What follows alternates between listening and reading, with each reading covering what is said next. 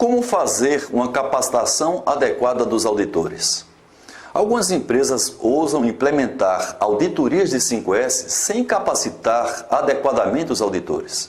O resultado normalmente é um desgaste no processo de implantação do 5S como um todo, levando ao descrédito e às resistências. Quando os resultados estão associados a uma remuneração variável, o problema é ainda mais crítico. Uma capacitação adequada de auditores começa pela seleção criteriosa dos participantes do curso. Infelizmente, por desconhecer a importância desta atividade, os líderes inscrevem pessoas sem o perfil e sem a motivação necessária, dificultando o trabalho posterior do instrutor e de quem vai coordenar as auditorias. Um treinamento dos auditores 5S deve ser dado por alguém que já tenha, evidentemente, experiência de, no mínimo, em auditorias e que tente conhecer o 5S com maior profundidade através de livros, de visitas às empresas, de cursos abertos e até mesmo com apoio de consultorias especializadas. Esse treinamento deve ter uma dosagem entre a teoria e a prática. O programa que eu normalmente mostro é um exemplo de um treinamento presencial de auditoria de 5S que normalmente eu realizo com duração de 16 horas. O que é que eu faço nessas 16 horas? Primeiro, eu faço o nivelamento dos conceitos de 5S por volta de 2 horas com os participantes desse treinamento. Depois eu apresento os objetivos da auditoria e o papel do auditor.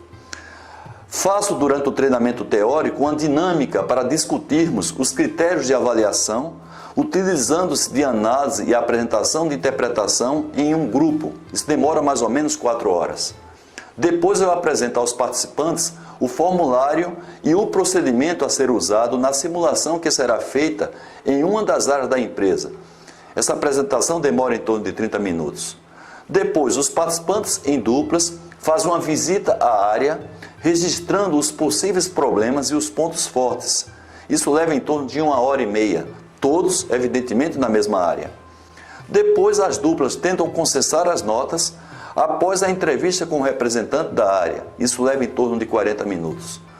As notas das duplas são registradas em uma tabela previamente elaborada no sentido de comparar as notas atribuídas. Essa comparação leva em torno de 20 minutos.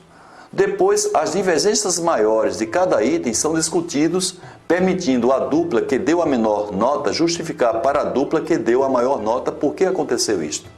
Nesse momento é feita uma avaliação da capacidade de observação, da interpretação adequada dos critérios, dos argumentos levantados e da postura do auditor durante a discussão. No final de cada discussão, os demais participantes podem intervir e as notas podem ser alteradas.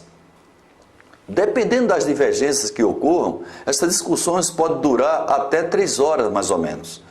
Caso o resultado final apresente uma divergência ainda muito grande, maior, por exemplo, que 10%, vale a pena fazer outra simulação, evidentemente, no outro dia. Isso acontece antes de se fazer uma auditoria real. E, finalmente, o gestor apresenta o arquivo ou o software, caso exista, para o registro do relatório e os procedimentos de como os relatórios devem ser entregues pelos auditores. Essa explicação leva em torno de 1 hora. Então, no final, temos um curso aí de 2 dias.